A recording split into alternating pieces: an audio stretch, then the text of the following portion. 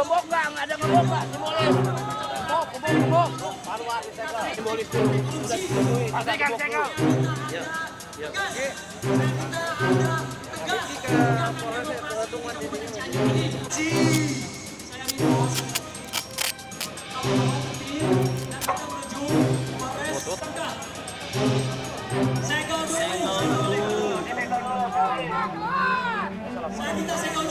Stop. Ayo. Area Panwas. Benar.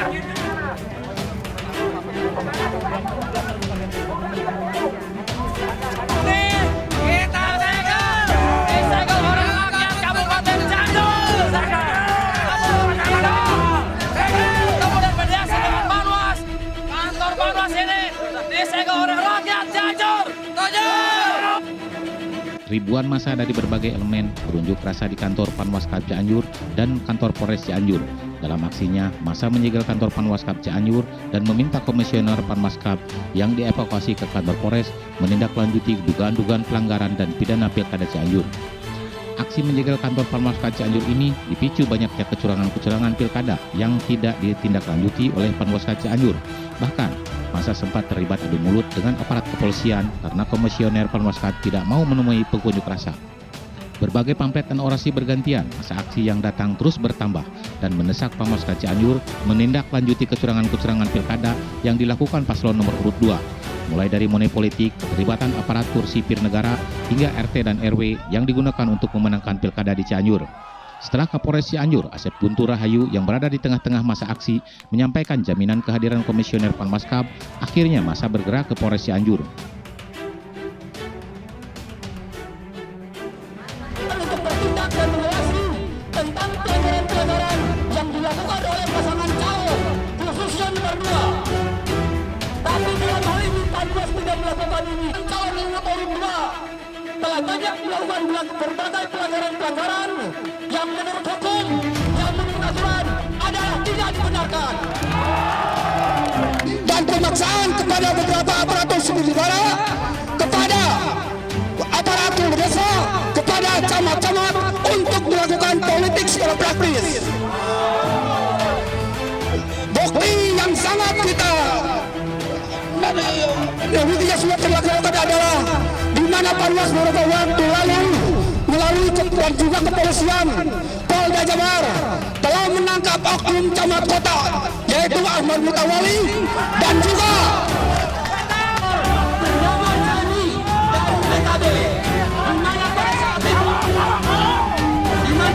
rekan-rekan pada pagi ini di sini dengan aman dan tertib.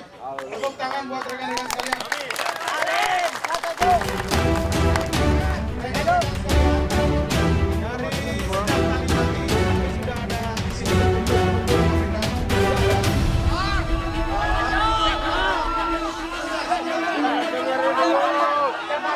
Tadi sudah saya telepon, sudah saya komunikasi dengan pihak Panwas dan mereka bersedia untuk bertemu dengan rekan-rekan. Diam dulu.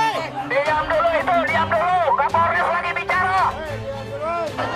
Di kantor Polres, massa kembali melakukan orasi hingga 30 perwakilan massa diperbolehkan masuk untuk melakukan dialog dengan komisioner Panwaskap, Kapolres, Dandim, dan petugas gabungan penegak hukum Pilkada. Sebagai bentuk perlawanan, salah satu kuasa hukum membakar kertas uang pecahan 50 ribuan yang dijadikan money politik salah satu paslon.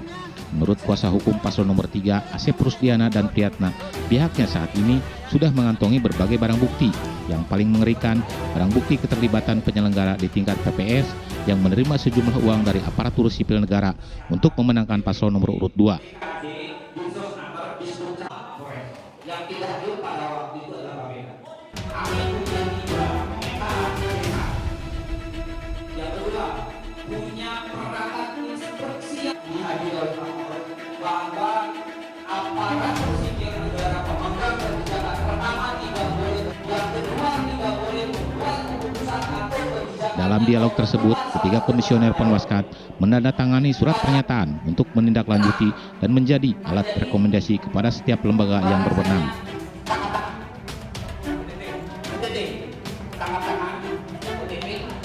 Pada waktu itu juga, karena hal tersebut ada dua indikasi. Yang pertama, bahwa ada bahasa ada kalau di terhadap politik uang di Kabupaten Cianjur. Kami tidak ingin pemilu itu diwarnai oleh kecurangan-kecurangan yang akhirnya suara masyarakat bisa Dengan pembakaran uang terang terhadap politik uang dalam pilkada Kabupaten Cianjur. karena ini adanya kedoliman di Kabupaten Cianjur. Ini TPS itu kita menang. Ya, Sangat itu Pak, karena kami juga sedang mengumpulkan saksi. Ada beberapa saksi KPPS yang akan membongkar cara-cara kelicikan mereka yang dilakukan pada pileg kemarin. Jadi itu sudah disetting terstruktur dari camat, kepala desa, RT RW dan KPPS semua sudah masuk angin. Nanti ada waktunya nanti saya utarakan bagaimana teknik kelicikannya, dan ternyata kelicikan itu digunakan waktu pileg kemarin. Itu nanti dan sekarang digunakannya di daerah selatan. Kenapa di daerah selatan? Karena di selatan itu satu pertama partisipasi dalam pemilu itu rendah. Maka digunakanlah kerendahan itu oleh dia, mana yang akan digelembungkan dia ambil minimal 150. Nah yang itu yang mereka gelembungkan. Yang selanjutnya karena tidak adanya saksi, mungkin bolong-bolong, dan kedua mungkin saksi di sana bisa dipermainkan oleh KPPS. Jadi saya menganggap semua KPPS yang telah disetting oleh mereka itu ada terstruktur, sistematik dan masif, hampir di 23 kecamatan. Itu yang akan kami bongkar nanti andai kata Dari Cianjur, Jawa Barat, tim SPN News melaporkan.